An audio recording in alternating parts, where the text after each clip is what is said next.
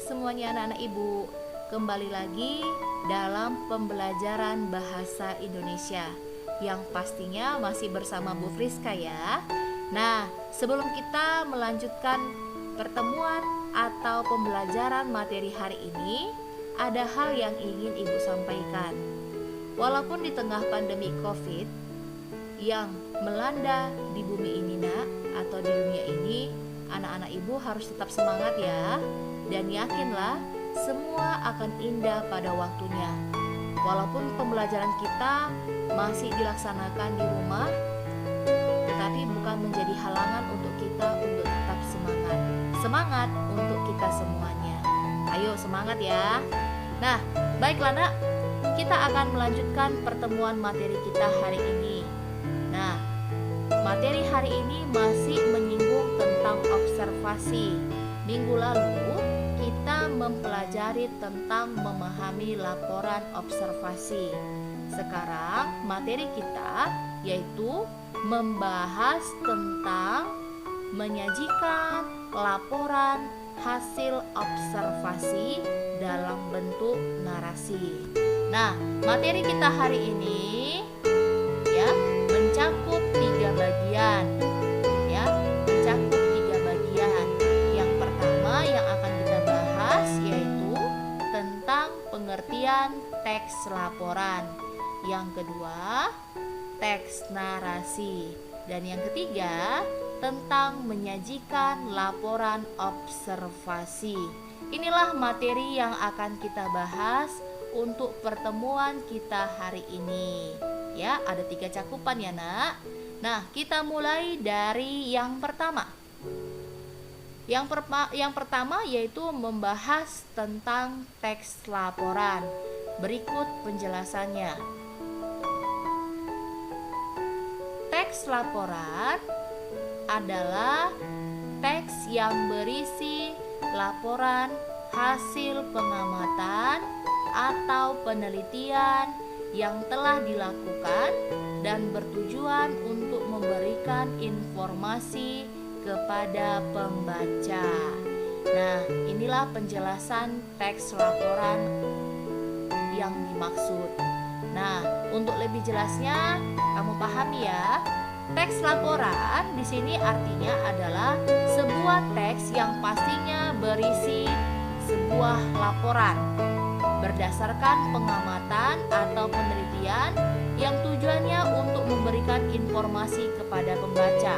Jadi sifatnya ini adalah berupa tulisan. Nah, itulah pengertian teks laporan ya nak ya. Ibu rasa ini sangat mudah untuk dipahami. Nah, sekarang kita lanjut ke materi kita yang kedua, yaitu tentang pengertian teks narasi. Berikut penjelasannya. Teks narasi adalah teks yang isinya menceritakan sesuatu, baik pengalaman subjektif maupun pengalaman objektif, dengan memperhatikan urutan waktu. Nah, perhatikan ya nak ya. Di sini pengertian narasi itu artinya menceritakan sesuatu, baik itu penyampaiannya berupa pengalaman subjektif.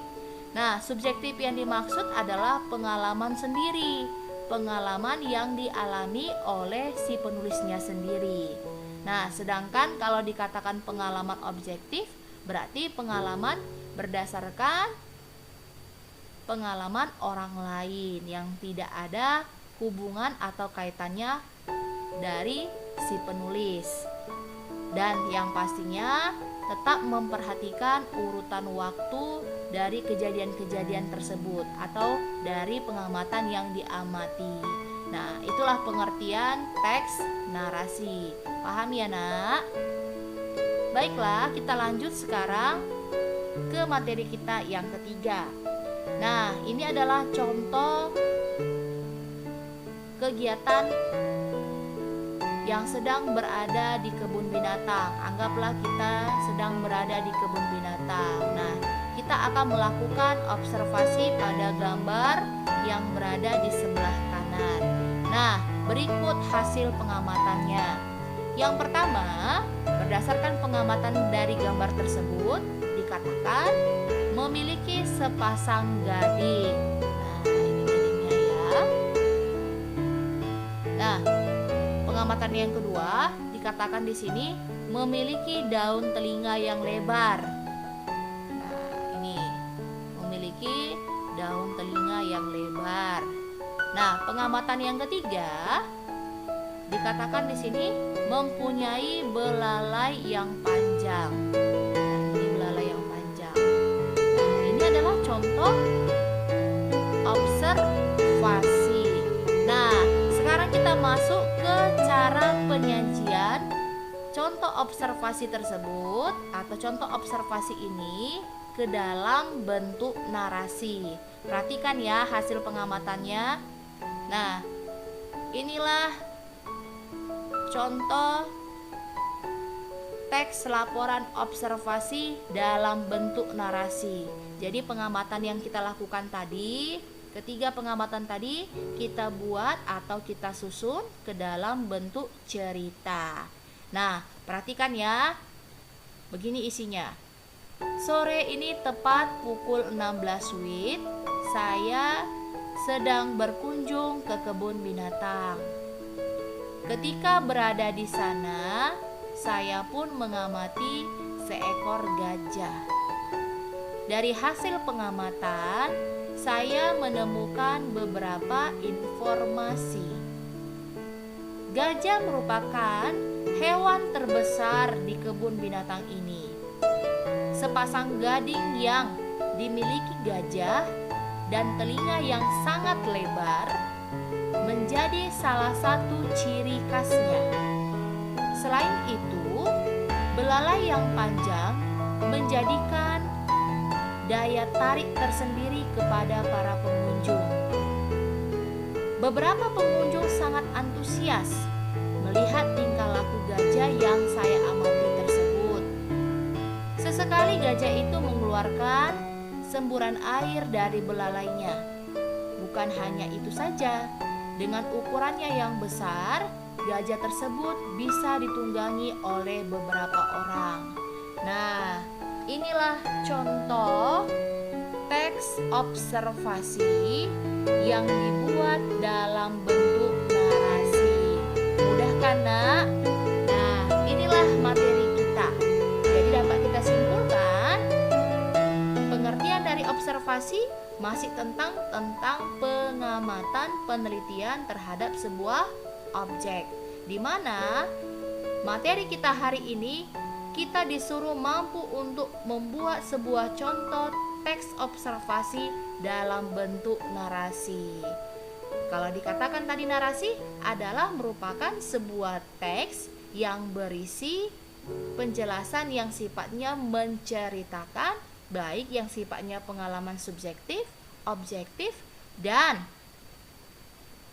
disampaikan dengan memperhatikan urutan-urutan peristiwanya atau urutan waktunya. Nah, berikut tampilannya tadi kan sudah Ibu jelaskan kan, Nak? Paham kan semuanya? Inilah materi pertemuan kita yang kedua atau modul kita yang kedua.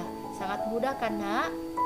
Mudah-mudahan pelajaran hari ini menyenangkan dan semuanya anak-anak Ibu bisa memahaminya.